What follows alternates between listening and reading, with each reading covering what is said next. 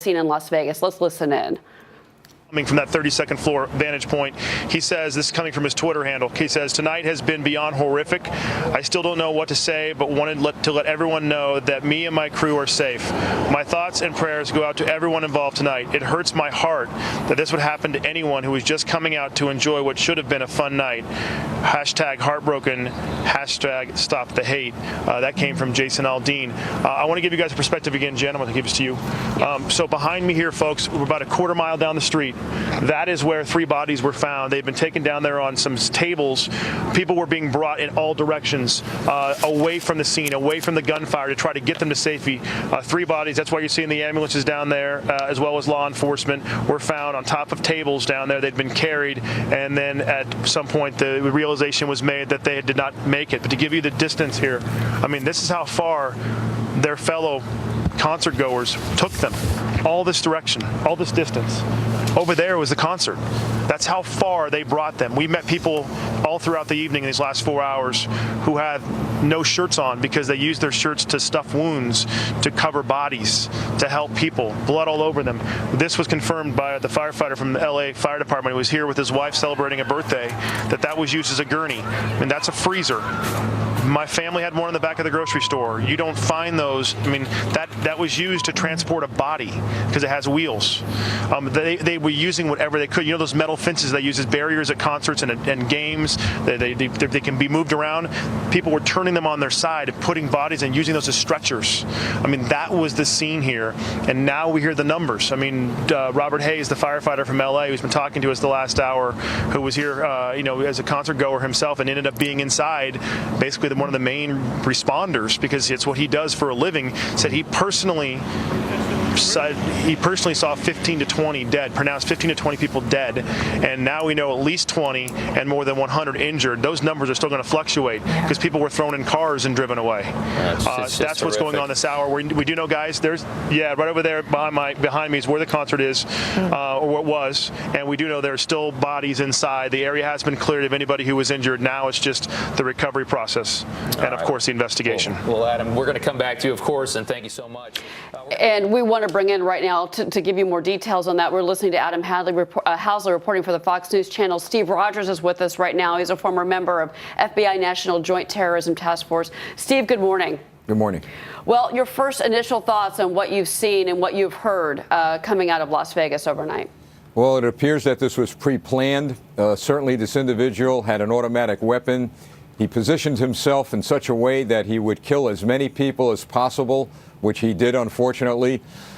He is now killed. The police are now going to do a complete forensics on him. They have to find the motive. They want to find out why this individual did what he did. And what is very important at this hour is that they find his roommate.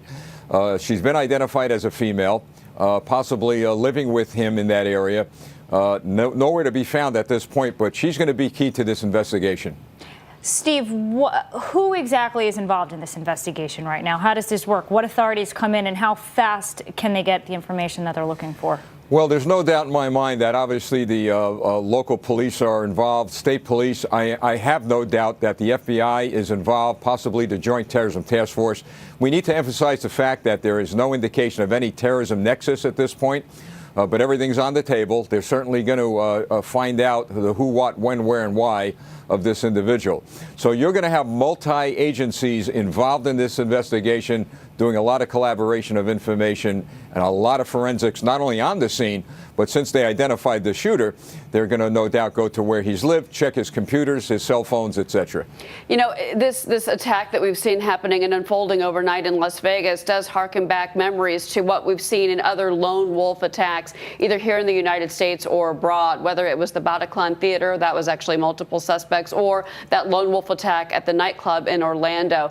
So many times, the shootings out in LA with that couple at the hospital, so many times we find out later on, days later, weeks later, that person was either mentally troubled or they were, in fact, radicalized by things that they had seen on the internet. Those vulnerable people, if you will. And Steve, again, this is not being called terror. This is just a question that we should be asking at this moment is, how pervasive, how easy is it for somebody to be convinced to do something, a horrific attack such as this one that we've seen overnight? Well, you bring up a good point, because most of the time after these incidents occur, there are individuals who come forward and said, I heard this shooter say something. There was some chatter on the internet about him or her. That things do happen. And the police usually get these people coming forward after the fact. That's why we emphasize, if you see something or hear something, say something. It's so critically important. Now, we don't know at this point if anyone heard or saw something on the internet, but right. It is key that they call the police if their instinct is telling them something's not right here. Yeah, we also have terrorism in Canada, and that refugee, that shooter, was known to police for having this radical, extreme ideology. So more often than not, the people who inflict this harm on our society are known to officials. Steve, I want to talk to you now about this weapon. You said it was a pre-planned act. He was positioned to kill as many people as possible with a fully automatic weapon that he was likely trained in. How would he bring a weapon of that size into the hotel without being noticed? Could it be broken in pieces and put in luggage, several pieces of luggage? Can you bring it in a golf bag? How do you get his equipment into the 32nd floor of the Mandalay Bay Hotel? Well, yeah, some of these weapons could be broken down. Obviously, we do not know what type of weapon this was, but there's no doubt in my mind, just based on, and I suggest it's an automatic weapon, just based on the rapid fire of that weapon. But yeah, these weapons could be broken down and carried pretty much in a suitcase, and there'll be no detection.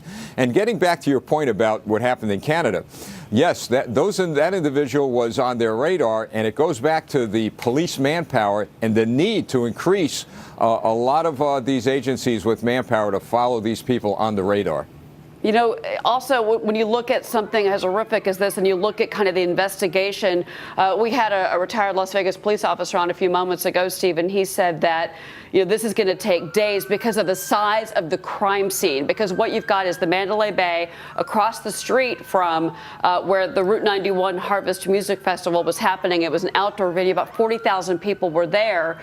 And then, as we've now learned, when that spraying, that firepower began, people just started to run for cover. They jumped in beer trucks. They jumped into bathrooms. Some went to neighboring hotels. They just ran. How difficult does that make for investigators now, Steve, as they try to piece together kind of the moment-by-moment happenings of what occurred just now? Well, it's going to be very difficult. It's going to take many, many days, because you do have multiple scenes that they have to investigate. They're going to have to talk to just about everyone in that hotel that the shooter was in.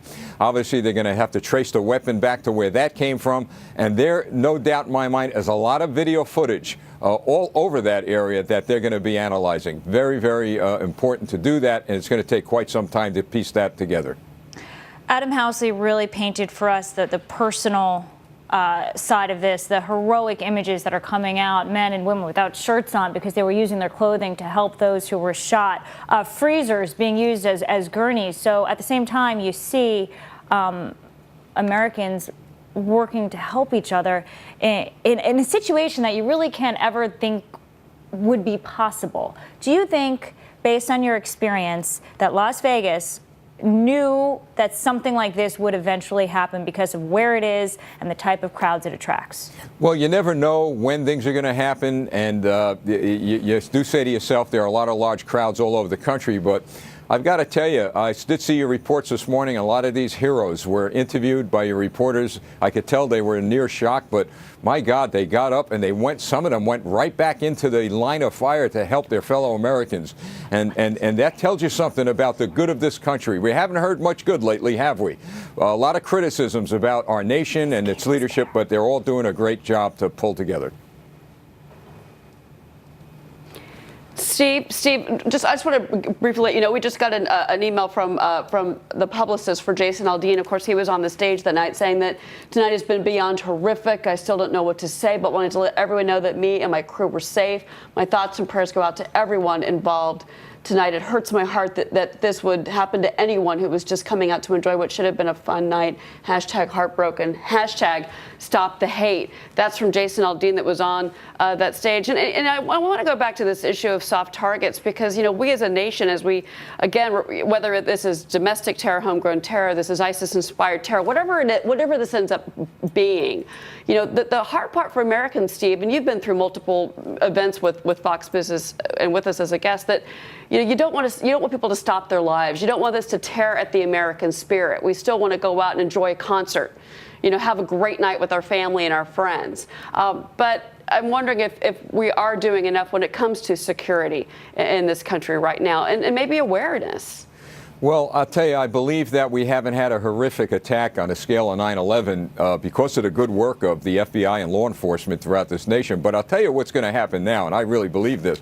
Since this shooter was in a hotel across from the concert, I believe you're now going to see security beefed up to a point that whenever there's outdoor concerts in high elevated places, the police are going to go to those high elevated places and make sure that there's no possible threat from those areas. It kind of changes the game a little bit. It's going to take a lot more money, and manpower is the key. We're going to have to do a lot of commitment of manpower to local, county, state, and federal law enforcement agencies. Steve Rogers, thank you so much for being with us during this breaking news. Your expertise has been invaluable, and we're going to come back to you if you're still available, Steve. We want to kind of move on for a moment here. All right, let's bring in Bob Massey. He's